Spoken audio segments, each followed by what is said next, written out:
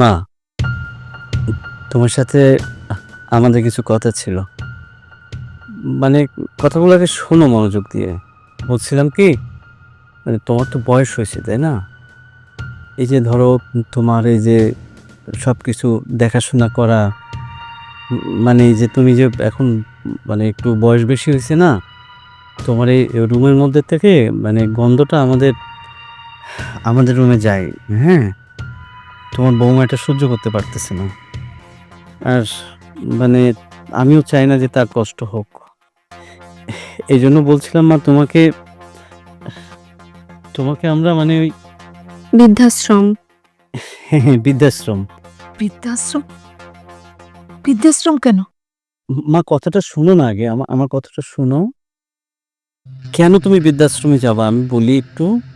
দেখো, তোমার তো এখানে কোনো সঙ্গী নাই, ৪ দেয়ালের মধ্যে তুমি বন্দি না? তো তুমি যখন বৃদ্ধাশ্রমে থাকবা, তোমার সাথে অনেক মানুষ আছে না? তারা তোমার সঙ্গী হবে, তুমি তাদের সাথে খেতে পারবা, তাদের সাথে গল্প করতে পারবা। তোমার ভালোর জন্যই তো বলতেছি। তুমি রাজি হয়ে যাও মা। বৃদ্ধাশ্রমে গেলে আপনিও শান্তিতে থাকবেন আর আমরাও শান্তিতে থাকবো। আমাদেরকে একটু শান্তিতে থাকতে দেয়। হ্যাঁ মা, তুমি সিদ্ধান্ত নাও এবং মানসিক প্রস্তুতি নাও।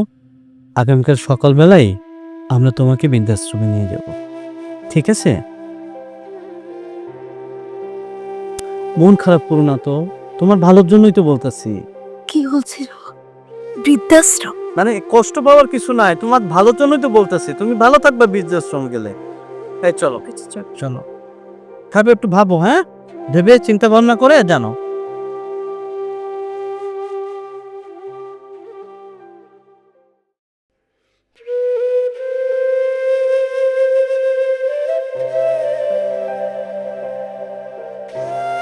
যে সন্তানের জন্য আমি এত কষ্ট করেছি, বড় করেছি, লেখাপড়া শিখেছি, সেই সন্তান আমাকে বলে বৃদ্ধাশ্রমে দিয়ে আসবে। শেষ পর্যন্ত আমাকে বৃদ্ধাশ্রমে যেতে হবে। এর চেয়ে তোমার মরে যাওয়াই ভালো।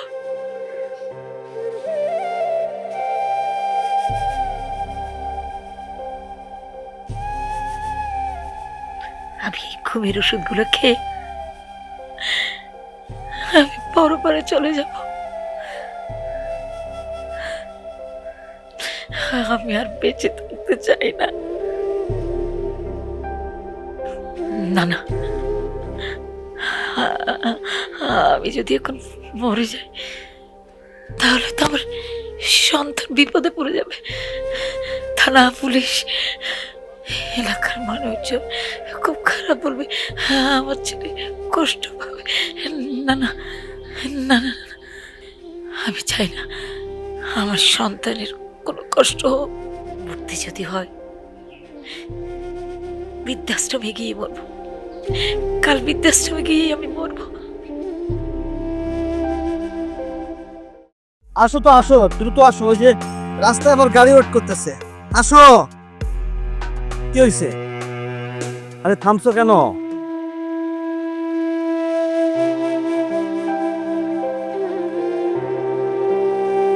এত মায়া দেখায় কি হবে কও তো? বয়স হয়েছে না তোমার?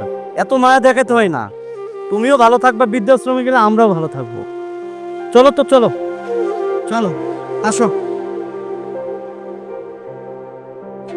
আসো, চলো।